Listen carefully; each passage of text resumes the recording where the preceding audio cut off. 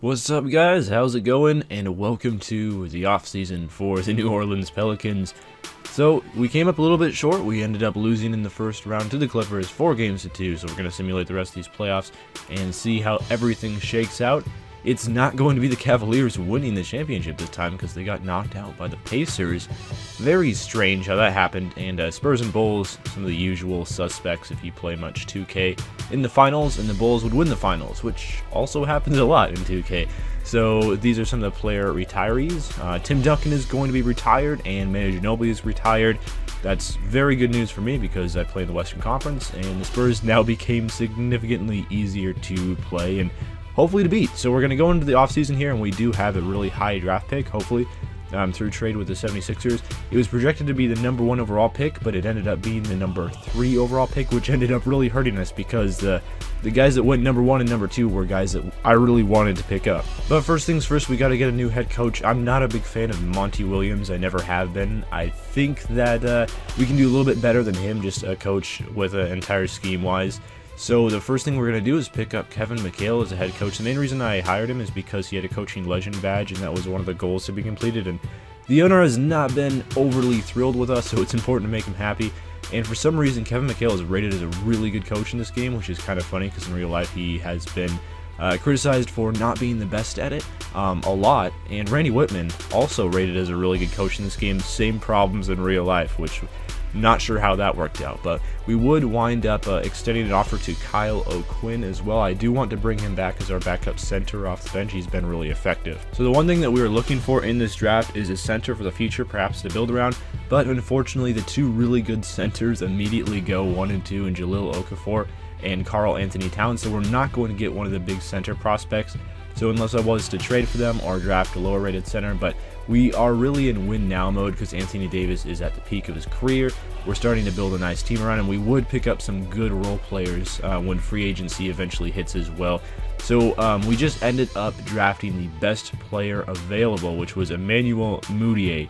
And with our second pick, we ended up drafting Frank Kaminsky. He was a decent center, but I already have a backup center because Kyle O'Quinn is going to re-sign with us. So Frank Kaminsky fills a role that we already have. I tried to go after some centers in free agency, but immediately Marc Gasol and Hassan Whiteside, which were the two best centers available in the free agency, decided to sign with other teams. So I had to go after some other players instead, rather than trying to sign a lower tier center like a Larry Sanders or someone like that who just would not be someone that I could build around and make a Twin Towers sort of team with Anthony Davis.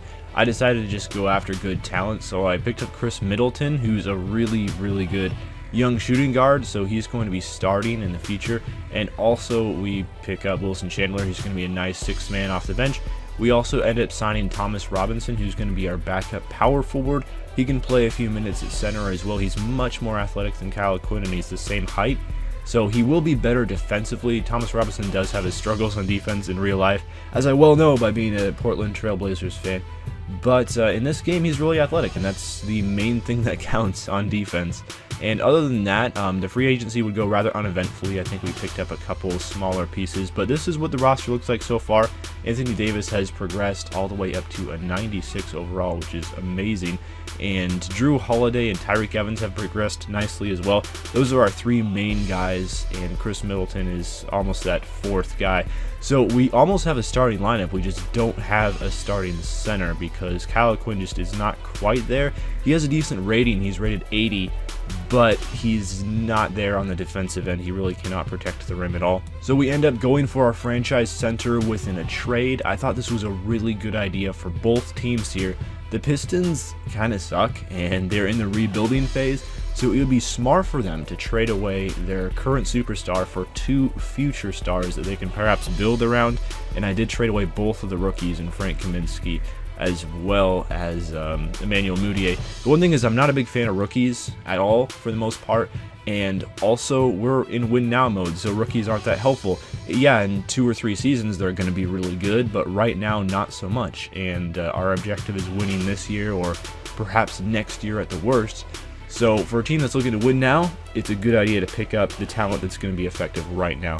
So we would end up just trying to get a trade offer that would work, with the Pistons, and it took a while to figure it out, but we would eventually do that. And we end up trading Mudiay, Kaminsky for Drummond and Joffrey Laverne, who's not going to get any minutes, but he was just a fill-in to make the trades work with the salaries and all. And for whatever reason, the fans really did not want Andre Drummond on the team. I'm not sure why, because he's a beast.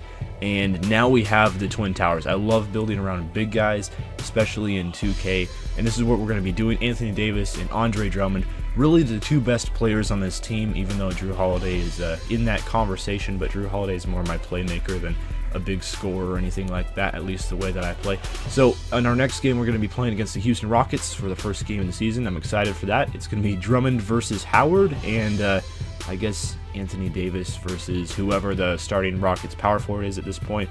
But that should be fun. I'm really excited to moving forward with this team, and we should be able to contend for a championship this year. This team has a lot of talent on it, and I'm excited to go for that. So I'll see you guys next time with the next episode. Farewell.